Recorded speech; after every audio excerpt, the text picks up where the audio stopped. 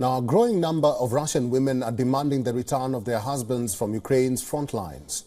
Thousands of husbands, sons and brothers were mobilized under a decree by President Vladimir Putin in September last year.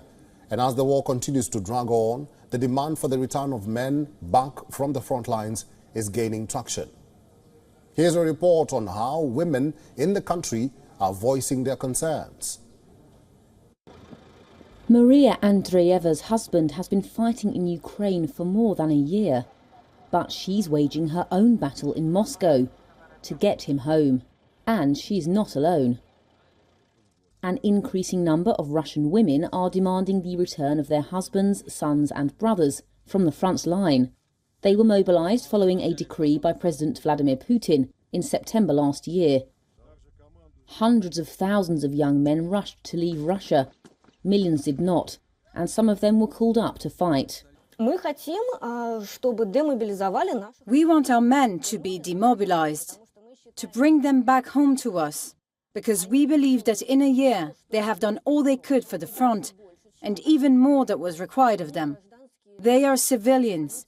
First of all, they're losing their skills. They're losing their health, both physical and psychological. Since Andreeva's husband was mobilized, he's only been back for 2 short breaks to see his wife and young daughter.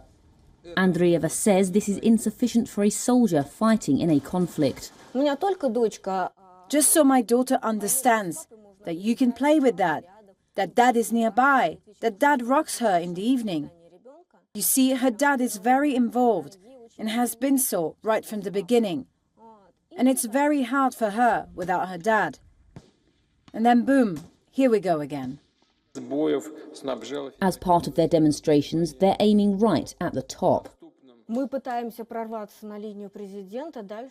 We are trying to get through the direct line with the president.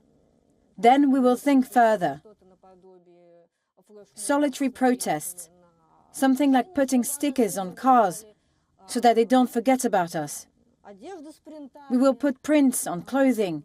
Do everything possible to attract attention to the problem. We will also try to interact with the media. Many girls already want to, are ready, are trying.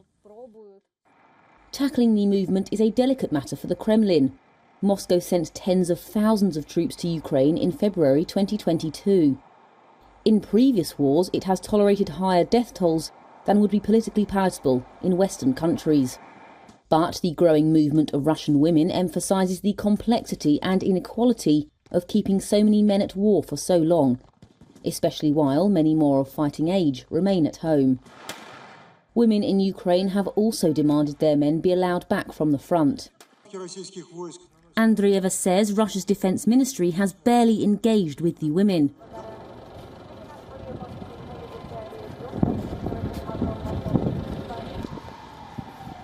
WION is now available in your country. Download the app now and get all the news on the move.